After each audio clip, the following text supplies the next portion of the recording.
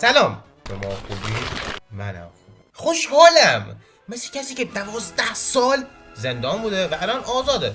البته با گذراندن کلی وقت و بگاهی با همکلاسیای احمق، معلمای مزخرف، امتحانا، خایمالای کلاس، دیگه خلاص شدم. مخصوصا از دست اون معلم کسخلی که فکر میکرد بامزه است با مزه ریختنهای مزخرفش سر کلاس. اما خدایی من مدرسه رو دوست داشتم، به جز چیزای کوچیکی مثل معلما، همکلاسی‌ها، امتحانا و اینکه روزی 5 تا 6 ساعت وقتمو کلا میگرفت و کلی انرژی ازم میرفت که حتی نمیدونم سر کلاس من چیکار میکردم. الانم یادم نمیاد دقیق، ولی بگذاریم.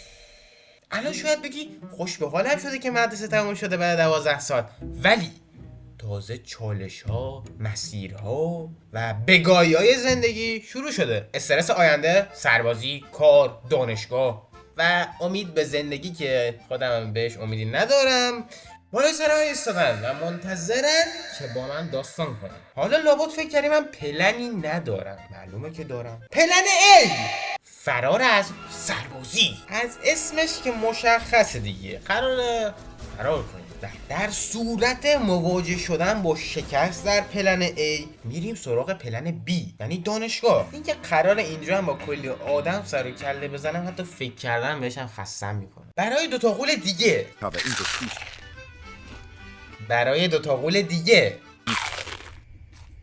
یعنی کار و استرس، سه آینده، هم یه پلن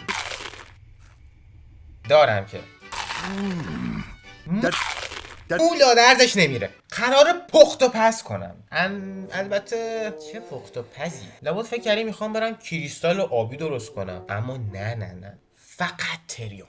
جاست دیس. شاید با خودت بگی خب اگه اینم نشد چی؟ فکر کردی توی سر من چی میگذره؟ یعنی من دیگه ایده‌ای ندارم. معلومه که